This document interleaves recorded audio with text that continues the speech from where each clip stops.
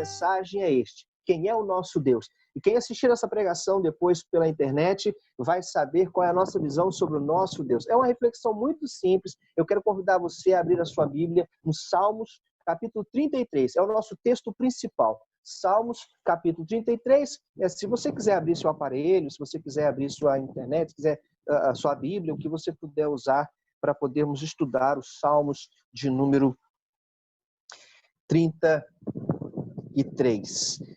Salmos de número 33 e outros textos que eu vou ler para você. Se você tiver caneta e papel, você anota, senão você vê depois o vídeo, se der para você assistir. Quando nós terminamos, a equipe Zoom, no caso, o Gabriel e quem estiver diante no dia, edita tudo e manda para o YouTube, e vocês têm o culto todo lá. Primeira coisa que eu quero destacar, então, sobre quem é o nosso Deus. Nosso Deus é o Deus da criação de todas as coisas. Tudo que existe no mundo, como bem cantou o Micael, um passarinho, foi criado por Deus.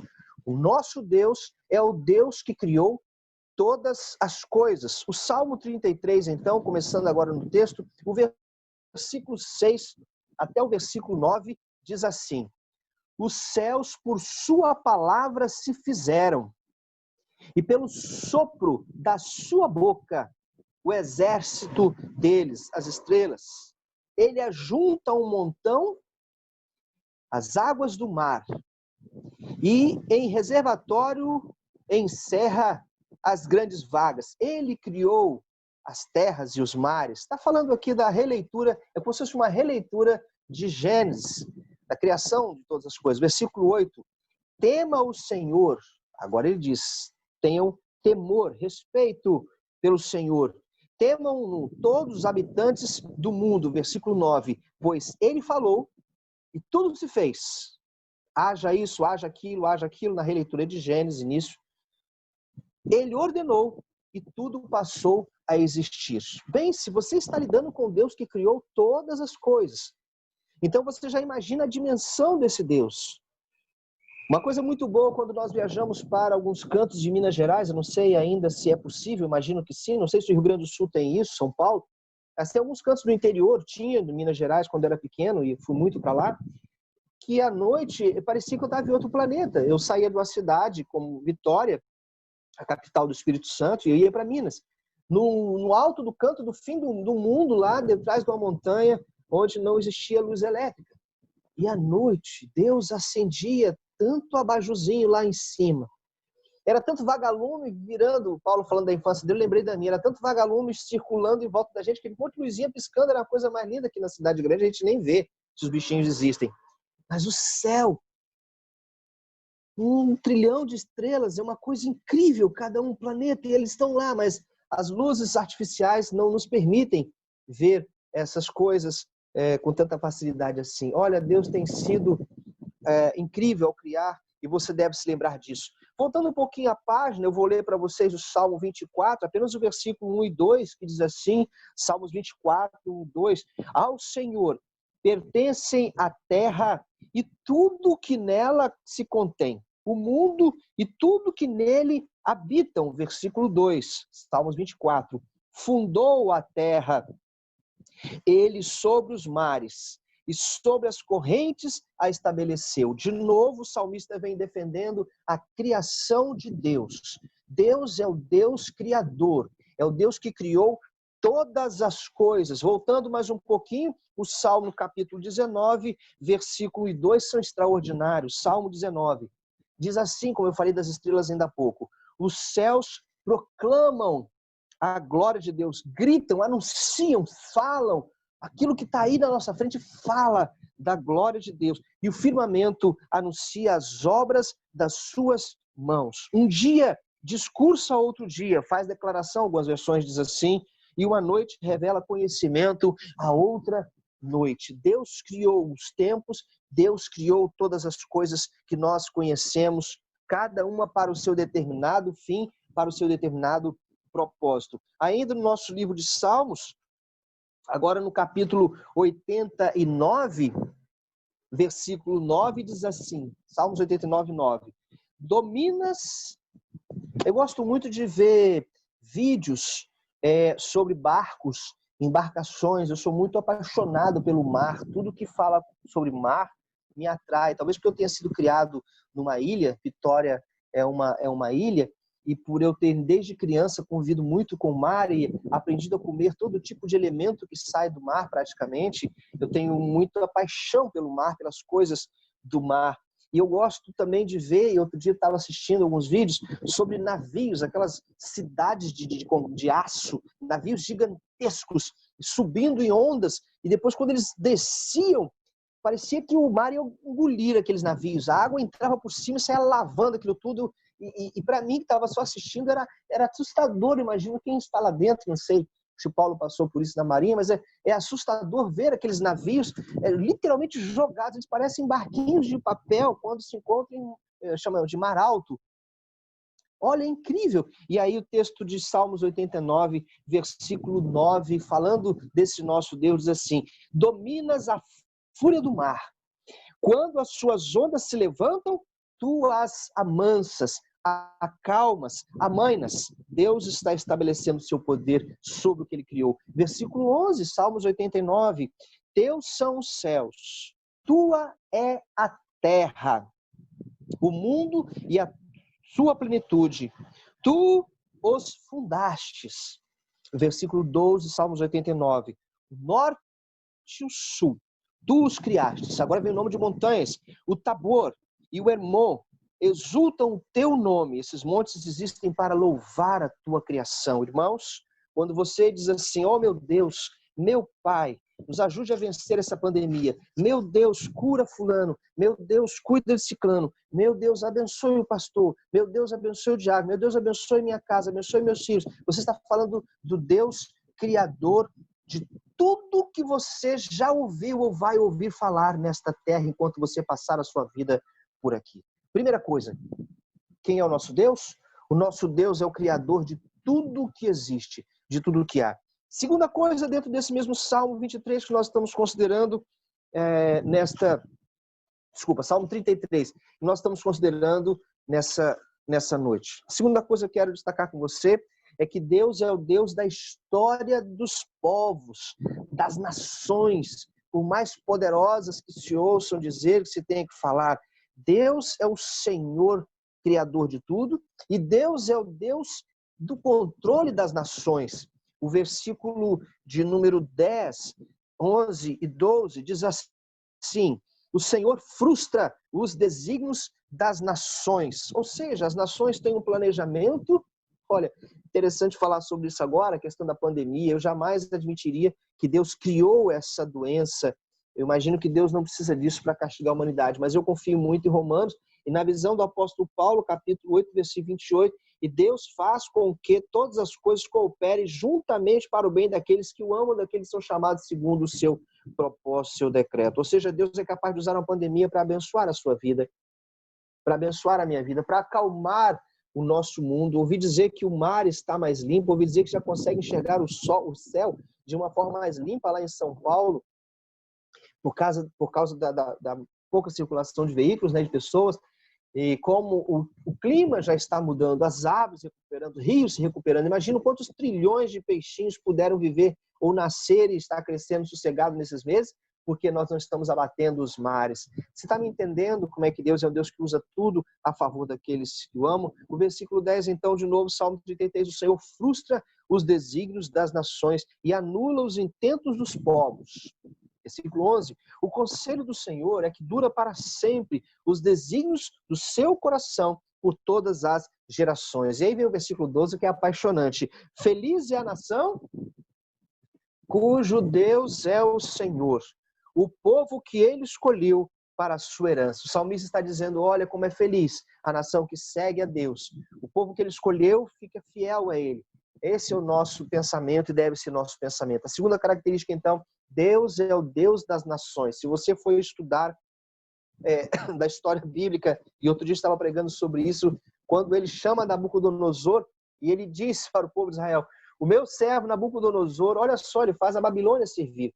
Nabucodonosor podia ter planos que fosse. Ele pega Nabucodonosor e diz, você vai castigar o meu povo, você vai ser a mão que vai corrigir o meu povo, porque o meu povo está me traindo. E depois que Nabucodonosor acha que é alguma coisa, você agora vai pastar que nem um animal.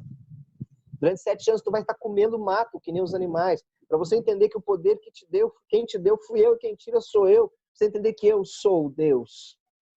É isso que você tem que dizer para você. Eu sei quem é o meu Deus. Eu sei quem tenho crido. Estou bem certo que Ele é poderoso para fazer infinitamente mais. Amém, irmãos? Aprenda a dizer isso.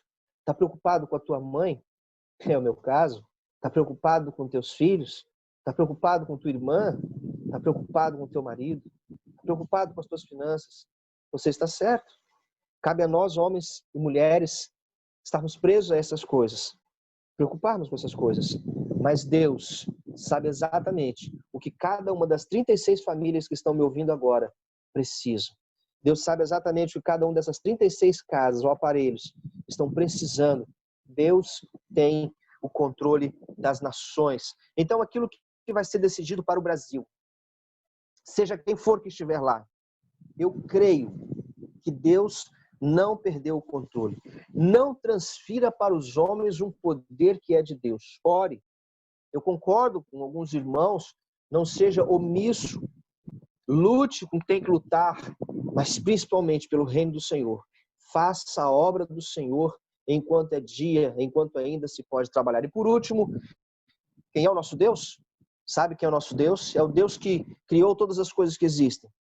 É o Deus que controla o destino, os desígnios, a história das nações, os povos inteiros durante toda a humanidade. Mas agora vem a coisa mais maravilhosa. É o Deus que controla a história dos indivíduos. É o Deus individual. É o Deus singular. É o Deus pessoal. É o Deus relacional. É o Deus do caminhar junto, do pegar na mão, do abraçar. É o Deus que conhece exatamente quem é você. Ainda nesse simples estudo no Salmo 33, veja muito bem na sua Bíblia o versículo número 13. Olha que coisa extraordinária o salmista está dizendo.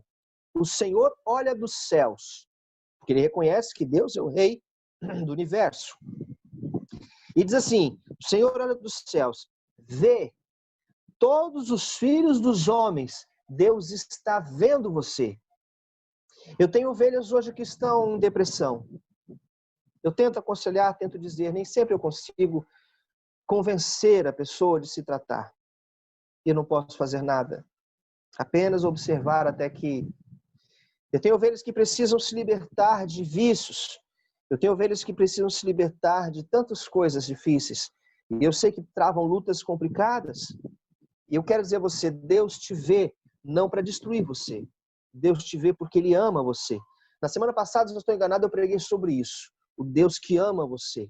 E eu quero voltar a lembrar isso. Quando você estiver se sentindo sozinho, eu me sinto assim, eu deprimido, angustiado, seja o que for. O texto disse, Deus que vê dos céus todos os filhos dos homens. Versículo 14 diz assim, do lugar da sua morada, Ele observa todos os moradores da terra. Então ele só não vê, ele não só vê as pessoas, mas ele observa o que cada um de nós está passando. Eu creio em um Deus onisciente, onipresente, onipotente. Todo conhecimento, toda ciência, todo poder, toda presença está em todo lugar e tem todo o poder sobre todas as coisas. Eu quero que você lembre-se de quem é que você é filho. Quem é que você serve. Jamais o Paulo Ávila poderia imaginar que eu pregaria sobre isso. Quem é que está dirigindo a Igreja Batista Jardim A1? Quem você acha que está criando as pregações? Quem está criando as ilustrações? Quem está colocando a palavra na boca de vocês? Quem está dando sustento digno para a nossa igreja, não deixando faltar nada para ninguém, nem para nada que tenhamos que fazer lá no meio dessa pandemia? Quem está por trás de tudo isso? Porque nós deixamos, foi Deus. Sim, é isso mesmo. O nosso único mérito é ter reconhecido que somos pequenos demais para tentar tomar a rédea em nossas mãos. Esta manhã eu fiz uma homenagem ao meu pastor, o meu bom pastor Jesus Cristo. E eu disse a vocês, Ele é o bom pastor. Não desprezem os outros, mas Ele é o bom pastor. E mostrei as características desse bom pastor para com as nossas vidas. Ele tem a preeminência na Igreja Batista Jardim A1. Hoje, ninguém é dono do púlpito, ninguém é dono do bebedouro, ninguém é dono de parte alguma. não gosto de sala de ninguém, porque é do Senhor, para todos do Senhor usarem com sabedoria, usarem com disciplina, usarem com conhecimento. Quero agradecer a Deus, porque você tem buscado entender. Eu sei que as 38 famílias que estão me ouvindo agora, entraram mais 2 famílias, são pessoas que entendem que o Deus que elas servem é um Deus que olha para as suas vidas. O versículo 15, eu estava dizendo no versículo 14, que ele observa, ele olha, vê e ele vai a cada um, sabendo o que esta mulher está passando em seu coração, o que este homem está passando, o que este jovem está passando. E o versículo 15, ele diz assim: ele que forma o coração de todos eles, seres humanos, que contempla todas as suas obras. Irmãos, quando se fala de coração, o entendimento era o centro da vida. Deus conhece a razão da nossa existência. Qual tem sido a razão da sua existência? Eu quero convidar você, e eu tenho pensado muito sobre isso, conversando com alguns amigos aqui no Espírito Santo, alguns pastores, não sei por que eu estou sempre cercado de pastores e advogados, uma coisa ou outra, e alguns advogados também, e eles têm conversado, e a gente está falando sobre metas, sobre alvos. Via de regra, muitos deles têm uma idade parecida com a minha, são amigos de muitos anos, então a gente conversa sobre aonde chegamos e onde queremos chegar daqui a 5, 10, como estão nossos filhos, como está a nossa vida. E aí eu tenho pensado, o que nós temos feito como metas, quais são nossos alvos, nossos objetivos, o que nós queremos alcançar. Planeje coisas para a sua vida. O pastor Israel essa semana colocou naquele livro Bom Dia, Amigo, alguns textos muito interessantes sobre isso. Eu achei maravilhoso quando ele fala sobre a curiosidade, louvor à curiosidade do Bom Dia, Amigo. E foi muito bom ter visto aquela questão do louvor à curiosidade no livro, né, transcrito. Ele está falando que a curiosidade é que move o mundo, ser curioso é que move o planeta. E é maravilhoso isso. É Deus que coloca isso em nossos corações. O versículo 16, 17, muitas pessoas podem dizer assim, mas o senhor está falando muito do reino dos céus, e na terra temos governantes, esse pessoal é muito poderoso. Com esse pessoal ninguém brinca não, pastor. O senhor não sabe o que eles são capazes. Aí eu quero ler com você o versículo 16. Vamos ver quem é o nosso Deus aqui. Não existe rei que se salve com o poder dos seus exércitos, nem por sua muita força se livra o valente. 17. O cavalo não garante a vitória. A despeito da sua grande força que o cavalo tem na guerra, a ninguém pode livrar. Da mão de quem? Da mão de Deus. O salmista está dizendo, olha, o Deus que eu sirvo, o Deus que você deve servir, eu espero que você entenda isso, é um Deus tão grande, que pode ser quem for no poder. Deus está no controle. Ele não perdeu a rédea.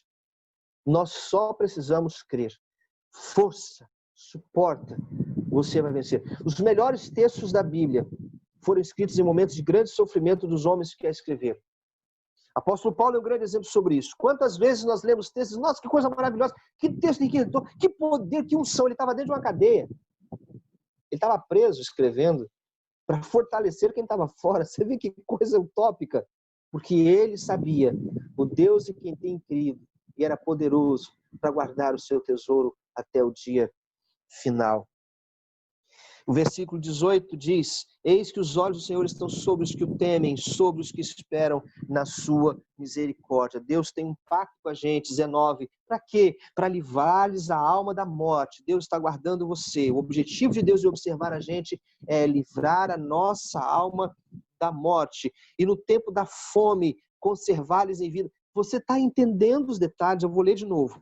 Deus está observando a gente nesse instante para livrar a nossa alma da morte. E no tempo da fome, conservar-nos em vida. Versículo 20. A nossa alma espera no Senhor. Repete comigo. A nossa alma espera no Senhor. Sabe o que quer dizer isso? Você não vai se frustrar.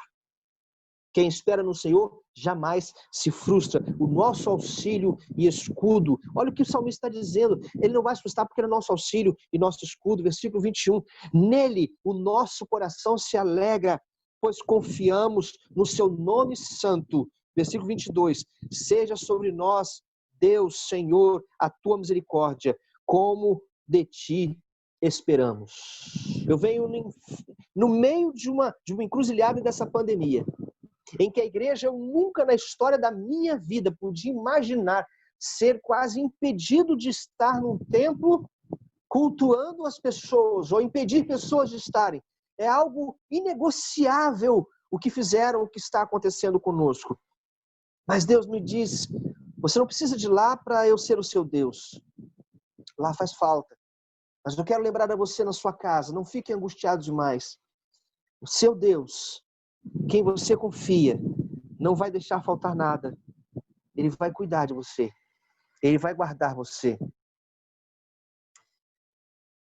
Pastor, como é que eu vou saber que realmente eu estou ligado a esse Deus? Como é que eu vou saber que eu estou debaixo da mão desse Deus que o senhor está descrevendo aí? Desse Deus que criou todas as coisas, desse Deus que controla a intenção das nações, desse Deus que controla o indivíduo, que verifica, que examina, que protege o indivíduo, como eu falei hoje de manhã. Um Jesus que sabe que a ovelha é frágil, por isso ele se torna o pastor das ovelhas. Depende daquilo que você mais pensa e daquilo onde você dedica a sua vida. Não adianta você dizer que ama a Deus e dedica a sua vida e seus pensamentos a qualquer outra coisa o tempo todo, mas quem nem sequer tem tempo, durante a semana, de ler a sua Bíblia, de fazer uma oração. Oração você faz, você fala demais. Todo mundo hoje fala demais. Todo mundo fala muito. Mas ler a palavra de Deus, que é ouvir Deus falar, poucos fazem. Seja você um dos poucos. Aqueles que têm o Deus poderoso, eles seguem esse Deus poderoso. Eles ouvem o que ele fala. Eles obedecem o que ele diz. Você entende que você é filho do maior poder que existe nesse universo. Não se esqueça disso. Você é filho do maior poder que existe no universo inteiro. Então, nós temos cautela, precaução, sabedoria. Medo, jamais. Você está me entendendo? Prudência, sabedoria, discernimento é uma coisa. Medo, que tentam colocar, jamais. Não tomo as minhas decisões por medo. Não as tomarei por medo. Por cautela, sabedoria, previdência, pode ser. Mas por medo não. Porque eu sei em quem tenho crido e estou bem certo, seguro, que é poderoso para guardar o meu tesouro até o dia final. Diz para as pessoas quem é o seu Deus. Essa semana escolha alguém na internet, mande essa mensagem para essa pessoa e diz, olha, meu pastor falou quem é o meu Deus, eu vou te apresentar quem é o meu Deus. As pessoas estão com medo? Realmente, cautela, medo não. Olha aqui quem é meu Deus. Você está me entendendo? Que Deus abençoe você. Eu espero ter falado ao seu coração como Deus também fortaleceu a minha vida com esta palavra. Oremos. Senhor, nosso Deus, nosso Pai, Pai do nosso Senhor e Salvador Jesus Cristo, eu quero agradecer por esse momento, pedir perdão pelos nossos pecados e reconhecer que o Senhor é Deus. Abençoa, Pai, cada ovelha, cada pessoa, cada irmão, cada irmã que ouviu esta mensagem agora ou que a ouvirá depois através da gravação, da pregação. De hoje para todo sempre, Tu és o nosso Deus. Em nome de Jesus. Amém e amém. E Deus abençoe a sua vida. Eu sei que eu não posso ouvir a sua voz, mas eu quero ouvir um amém. Amém, meu irmão? Quero ver sua boca dizer amém, assim seja. O meu Deus é poderoso. Que Deus abençoe. Nunca se esqueça quem você é, filho do maior poder que existe.